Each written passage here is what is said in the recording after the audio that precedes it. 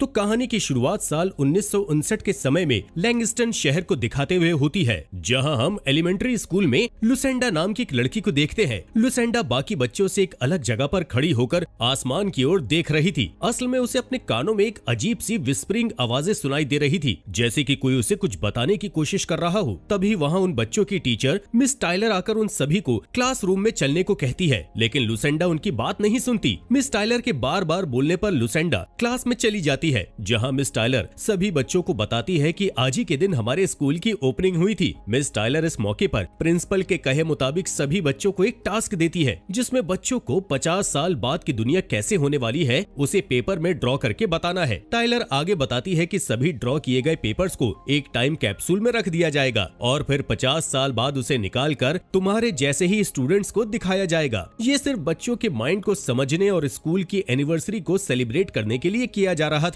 सभी बच्चे अलग अलग तरह की ड्राइंग बनाकर फ्यूचर बताते हैं, जबकि लुसेंडा विस्पर वॉइसेस को सुनकर उनके बताए नंबर्स लिख रही होती है। ये विस्परिंग वॉइसेस उसे क्यों सुनाई दे रही थी हमें एंड में पता चलेगा। इसके बाद ड्रॉ करने का टाइम आउट हो जाता है। तब मिस टाइलर सभी बच्चों से पेपर छीनने लगती है, जिसकी वजह से लुसेंडा अपने आखिरी नंबर नहीं लिख पाती। टाइलर को बड़ी हैरानी होती है कि लुसेंडा ने ड्राइंग करने की बजाय नंबर क्यों लिखे, लेकिन वो इस बात पर ज्यादा ध्यान नहीं देती। इसके बाद सभी पेपर को टाइम कैप्सूल में रख दिया जाता है और कैप्सूल को सेफ रख दिया जाता है। इसी दौरान मिस टाइलर लुसेंडा को बाकी बच्चों से दूर खड़ा देखती है, जहां लुसेंडा अच्छी तरह से कैप्सूल को घूर रही थी। तभी अचानक टाइलर देखती है कि लुसेंडा वहां से गायब हो गई है। इसलिए टाइलर और बाकी टीचर्स गार्ड के साथ मिलकर लुसेंडा को स्कूल में ढूंढने लगते हैं। तब टाइलर को स्कूल के बेसमेंट में लुसेंडा मिल जाती है। टाइलर उसकी फिंगर नेल से ब्लड आते देख घबरा जाती है। असल में लुसेंडा क्लोज डोर पर उन नंबर को लिख रही थी जो वो पेपर में नहीं लिख पाई थी। यहाँ लुसेंडा बहुत ज्यादा डरी हुई थी, क्योंकि अभी भी उसे वही विस्परिंग वॉइसेस सुनाई दे रही थी। इसके बाद 50 साल बाद की कहानी बताई जाती है, जहां हम जॉन नाम के एक आदमी को देखते हैं, जो कि MIT एस्ट्रोफिजिक्स प्रोफेसर है। जॉन अपने 9 साल के बेटे कैलब के साथ रहता है और उसकी वाइफ की फायर में फंसने से डेथ हो चुकी होती है। कैलब को कम सुनाई देता है, इसलिए वो हियरिंग एड का यूज करता है। जॉन अपनी वाइफ की डेथ के बाद से परेशान रहने लगा था, इसलिए वो डेली ड्रिंक किया करता था। साथ ही कैलब को बाकी के पेरेंट्स की तरह टाइम नहीं देता था।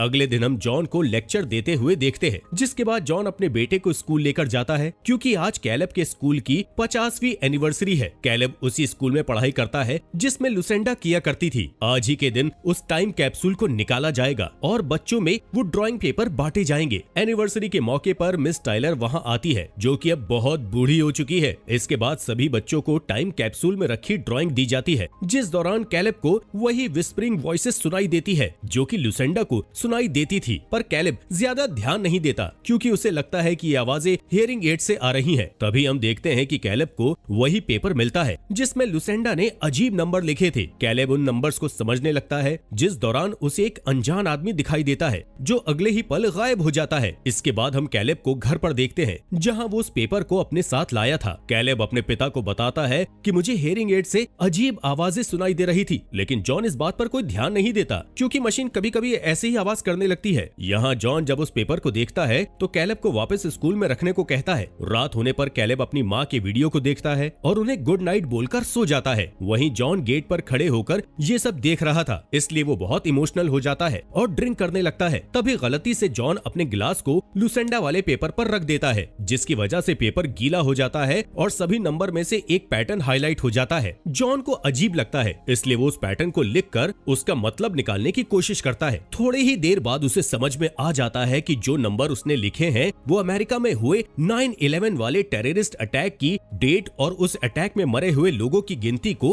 रिप्रेजेंट कर रहे हैं। यहाँ जॉन को लगता है कि शायद ये कोई इत्तेफाक है। इसके बाद जॉन सभी नंबर को अपने बोर्ड पर लिखकर उन्हें डिकोड करने लगता है, जिससे उसे पता चलता है कि जो नंबर उस पेपर में है वो पिछले 50 साल में हुए बड़े बड़े हादसों की डेट और मरे हुए लोगों की गिनती वाले नंबर्स हैं। तभी उसकी नजर उस डेट पर जाती है जिस डेट में उसकी वाइफ की डेथ हुई थी। इसके अलावा उसे फ्यूचर में होने वाले हादसों के भी पैटर्न नंबर दिखाई देते हैं, लेकिन वो नंबर्स को समझ नहीं पाता। नेक्स्ट मॉर्निंग जॉन अपने बेटे को स्कूल छोड़ने के बाद सीधे अपने फ्रेंड फिल से मिलता है और उन सारे नंबर्स के बारे में उसे बताता है, पर फिल उसकी कोई बात को सीरियस न लेकर उसका मजाक उड़ाता है। इसलिए जॉन डिसाइड करता है कि वो अकेले ही उन नंबर्स को डिकोड करेगा। इसलिए जॉन सीधे मिस टाइलर के पास जाता है ताकि वो लुसेंडा के बारे में इंफॉर्मेशन निकाल सके। यहाँ मिस टाइलर जॉन को सारी बात बताती है और कहती है कि लुसेंडा बहुत घबराई हुई रहती थी, लेकिन किसी को इसका रीजन पता नहीं चल सका था। इसके बाद मिस टाइलर बताती है कि लुसेंडा ने कई साल पहले सुसाइड करके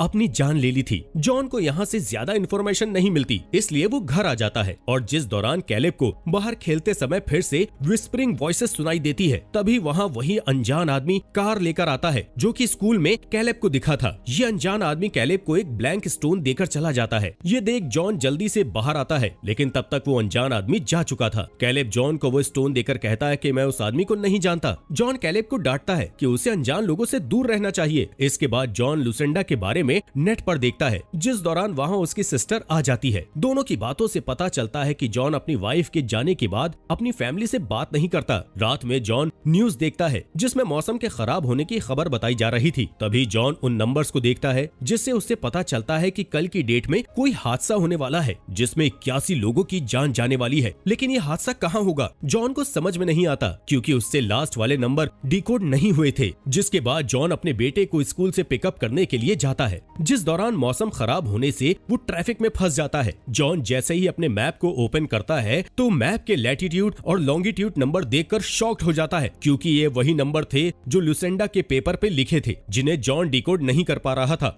असल में जो हादसा आज के दिन होने वाला था उसकी एग्जैक्ट लोकेशन यही है जहां जॉन अभी फंसा हुआ है। अब जॉन अपनी कार से निकलकर ऑफिसर से बात कर ही रहा था, तभी वहां एक प्लेन आकर क्रैश हो जाता है। जॉन अपने सामने कई लोगों को जिंदा जलते हुए देख सदमे में चला जाता है। इसके बाद जॉन अपने घर आता है। जॉन बहुत ही परेशान था, क्योंकि आज वो भी उस हादसे का शिकार हो सकता था। वहीं कैलेब समझ जाता है कि जॉन उससे कुछ छुपा रहा है। यहाँ जॉन कैलेब को आज रात टीवी देखने को मना करता है, क्योंकि वो नहीं चाहता था कि कैलेब को आज के हादसे के बारे में पता चले। जॉन के इस बिहेवियर से कैलेब को अच्छा नहीं लगता और वो नाराज होकर सोने चला जाता है। इसके बाद फिल जॉन से मिलने आता है, जहां जॉन उसे एक बार फिर उन नंबर के पैटर्न को दिखाता है, जिस पर फिल कहता है कि माना ये हादसे नंबर के अकॉर्डिंग हो रहे हैं, लेकिन मेरे साइंटिफिक थॉट के हिसाब से हम इन हादसों को रोक नहीं सकते। इसके बाद रात में हम कैलेब के रूम में उसी अनजान आदमी को देखते हैं जो कैलेब को विंडो की तरफ इशारा करता है। जब कैलेब बाहर देखता है तो उसे जंगल में आग लगती हुई दिखाई देती है, जिसकी वजह से कई जानवर तड़प तड़प कर मर रहे होते हैं। ये देख कैलेब बुरी तरह से डर जाता है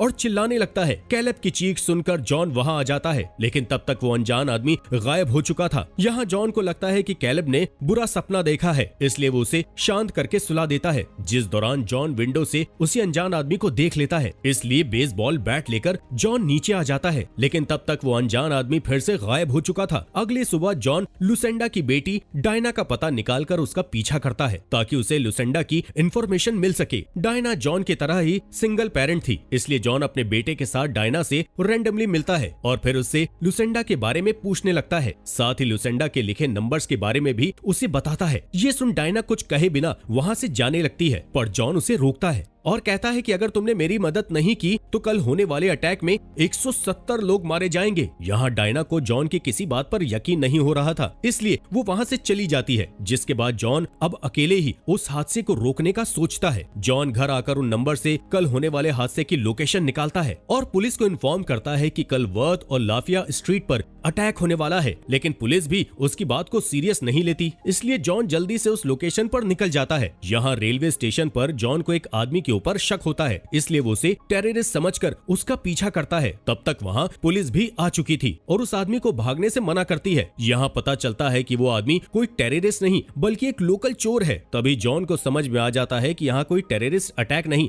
बल्कि ट्रेन एक्सीडेंट होने वाला है, इसलिए वो सभी को नेक्स्ट स्टेशन पर उतर जाने को कहता है। पर सभी लोग स्टेशन पर उतर पाते उनके सामने आ रही एक ट्रेन ट्रैक से उतर जाती है और दोनों ट्रेन आपस में टकरा जाती हैं, जिससे कई लोगों की जान चली जाती है। जॉन किसी तरह इस हादसे से बच जाता था। जॉन बहुत ज्यादा दुखी होता है, क्योंकि वो सब कुछ पता होने के बाद भी हादसा रोक नहीं पाया था। इसके बाद जॉन अपने घर आता है और न्यूज पर देखता है कि ट्रेन हादसे में तकरीबन 170 लोग मारे गए हैं। जॉन को अब पूरा यकीन हो चुका था कि वो सारे पैटर्न सही हैं, इसलिए वो एक बार फिर से डायना के घर जाता है। यहाँ डायना उस ट्रेन हादसे के बाद अब जॉन की बात पर यकीन कर लेती है और उसकी हेल्प करने के लिए मान जाती है। डायना बताती है कि मेरी माँ पागलों जैसी हरकतें करने लगी थी, इसलिए मेरे पिता ने उन्हें छोड़ दिया था। इसके अलावा डायना बताती है कि मेरी माँ हमेशा किसी चीज के लिए रेडी होने की बात किया करती थी और मुझे मेरी मरने की तारीख बताती थी और फिर वो सबसे दूर जाकर अकेले ही ट्रेलर में रहने लगी। अब डायना और जॉन अपने बच्चों के साथ उस ट्रेलर की ओर निकल जाते हैं ताकि उन्हें कुछ इन्फॉर्मेशन मिल सके। वो उस ट्रेलर तक पहुंच जाते हैं और अपने बच्चों को गाड़ी में सोता हुआ छोड़कर ट्रेलर को चेक करने जाते हैं। तब डायना लुसेंडा के पेपर पर लिखे लास्ट नंबर देखती है जो कि उल्टे लिखे हुए थे। डायना बताती है कि एबी भी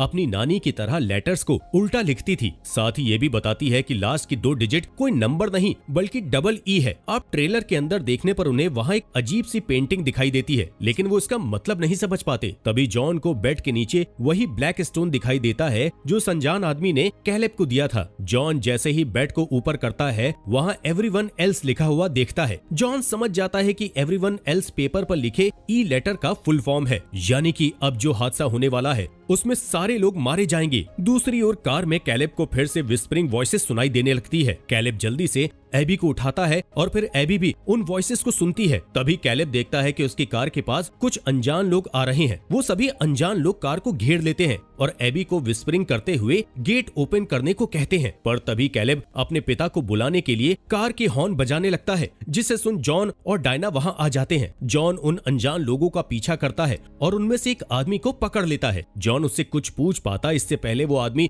अपने मुंह को खोलकर जॉन की आंखों में तेज रोशनी डाल देता है, जिससे जॉन उसे देख नहीं पाता और वो आदमी वहां से भाग जाता है। अब वो सभी घर आ जाते हैं। डायना बताती है कि कुछ दिनों से वो अनजान लोग मेरा पीछा कर रहे हैं। यहाँ डायना बहुत इमोशनल हो जाती है क्योंकि वो एबी को खोने से डर रही थी। इसलिए जॉन उसे हक करता है और दिलासा देता है कि वो मिलकर सब ठीक कर देंगे। इसके बाद मॉर्निंग में जॉन देखता है कि एबी ने ट्रेलर में मिली पेंटिंग को कलर कर दिया है। इस पेंटिंग को देखकर जॉन समझ जाता है कि अब जो हादसा होगा वो सन से रिलेटेड होगा। इसलिए जॉन लैब में जाकर फिल से मिलता है और उसे अपने बनाए सन मॉडल को दिखाकर बताता है कि सूरज से निकलने वाली सन फ्लेयर्स पृथ्वी की ओजोन लेयर को खत्म कर देगी, जिससे सभी लोग मारे जाएंगे। साथ ही बताता है कि ये सुपर फ्लेयर बहुत पहले ही सूरज से निकल चुकी हैं और अब पृथ्वी की ओर बढ़ रही हैं। ये सुनकर फिल शॉक्ड हो जाता है। इसके बाद जॉन फिल को घर जाकर अपनी फैमिली के साथ रहने को कहता है। वहीं डायना भी लैब में जॉन की बातें सुनकर दुखी हो जाती है और रोने लगती है। डायना जॉन को बताती है कि मैंने अपनी माँ को हर बार पागल साबित किया, लेकिन वो सही थी और लोगों को बचाना चाहती थी। साथ ही जॉन को ऐसी केव के बारे में बताती है जहां जाकर वो छुप सकते हैं और हादसे से बच सकते हैं। इसलिए जॉन और डायना अपने बच्चों के साथ उस केव में जाने का प्लान करते हैं। कैलेब अपना सामान पैक कर रहा होता है कि तभी उसे विस्परिंग वॉइसेस सुनाई देने लगती है। वहीं जॉन अपने पिता को कॉल करता है और उन्हें भी सूरज से आने वाली सन फ्लेयर के बारे में बताता है। साथ ही वो उन्हें जल्द से जल्द जमीन के नीचे या किसी बेसमेंट में जाकर छुपने को कहता है। जिसके बाद जॉन कैलेब को देखता है जहाँ कैलेब उन विस्परिंग वॉइसेस को सुनकर लुसेंडा की तरह ही अलग पैटर्न में नंबर लिख रहा था। जॉन उसे होश में लाता है और फिर सभी वहाँ से केव के लिए निकल जाते हैं। तभी जॉन कैलेब के स्कूल पर रुकता है और स्कूल के बेसमेंट में जाकर लुसेंडा के लिखे लास्ट नंबर को ढूंढने लगता है, पर उसे वो कहीं नहीं मिलता। इसलिए वो उस गेट को ही निकालकर अपने घर ले आता है। असल में जॉन उस गेट का कलर निकालकर लुसेंडा के लिखे लास्ट नंबर को देखना चाहता था ताकि उसे पता चल सके कि अगले हादसे की लोकेशन कहाँ है। वहीं डायना बार बार जॉन को केव में चलने को कहती है क्योंकि उसे अपने बच्चे के लिए टेंशन हो रही थी। अब जॉन उसकी बात नहीं सुनता तो डायना दोनों बच्चों को लेकर वहाँ से निकल जाती है। वहीं जॉन को वो लास्ट नंबर मिल जाते हैं। इन नंबर से लोकेशन निकालने पर जॉन को पता चलता है कि लुसेंडा के घर की लोकेशन है। जॉन जब बाहर आता है तो देखता है कि डायना वहाँ से जा चुकी है। डायना के फोन में नेटवर्क भी नहीं थे, जिसकी वजह से जॉन से वो कांटेक्ट नहीं कर पाती।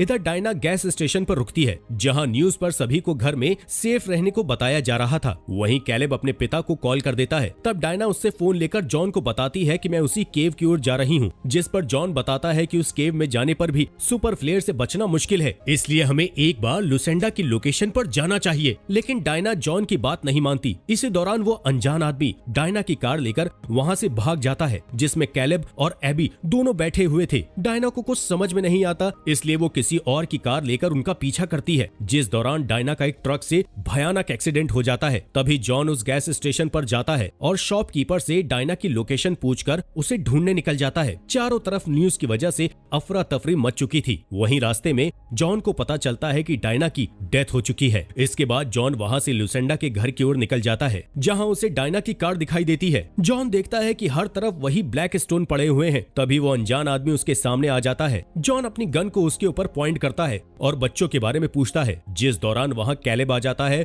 और जॉन को ऐसा करने से रोक लेता है। तभी वहाँ एबी भी आ जाती है और फिर दोनों मिलकर उन अनजान लोगों के साथ जाने की बातें करते हैं, जिस पर जॉन उन लोगों से पूछता है कि आखिर वो कौन है। यहाँ हमें पता चलता है कि वो लोग इंसान नहीं बल्कि एलियंस हैं और उन्होंने ही लुसेंडा से बात करके सभी हादसों की डेट बताई थी ताकि इंसानों की जान उन हादसों से किसी तरह बच जाए। पर जब तक जॉन को वो पेपर मिला तब तक बहुत देर हो चुकी थी। यहाँ कैलेब अपने पिता से आखिरी बार मिलता है क्योंकि एलियंस कैलेब को और एबी को अपने साथ ले जा रहे थे। असल में एलियन ने दोनों को नई शुरुआत करने के लिए चुना था, जिसके बाद कैलेब अपने पिता को भी एलियन शिप में ले जाने लगता है। तब एलियंस कैलेब को बताते हैं कि सिर्फ चुने हुए लोग ही शिप पर आ सकते हैं, इसलिए जॉन अपने बेटे की भलाई के लिए वहीं रुकता है और फिर एलियंस अपने असली रूप में आके कैलेब और एबी को साथ ले जाते हैं। जिस दौरान बहुत सी शिप्स को हम पृथ्वी से आसमान में जाते हुए देखते हैं, जिससे पता चलता है कि एलियंस ने कैलेब और एबी के साथ साथ और भी बच्चों को चुना है। इधर जॉन अपने बेटे के जाने के बाद बहुत दुखी हो जाता है और रोते हुए वहीं पर सो जाता है। जब जॉन की आंख खुलती है तब तक सनफ्लेयर पृथ्वी पर आ चुकी थी। जॉन अपने घर आ जाता है, जहां रास्ते में वो लोगों की भगदड़ को देखता है। घर आकर जॉन अपनी फैमिली को आखिरी हक करता है और फिर देखते ही देखते पूरी दुनिया आग की लपेट में आ जाती है और सब कुछ खत्म हो जाता है। मूवी के एंड में हम कैलेब और एबी को पृथ्वी की तरह ही एक प्लेनेट पर देखते हैं, जो कि बहुत खूबसूरत जगह थी। और इसी के साथ ये मूवी यहीं पर खत्म हो जाती है। दोस्तों, आपका दिल से शुक्रिया हमारे इस चैनल को सब्सक्राइब करने के लिए।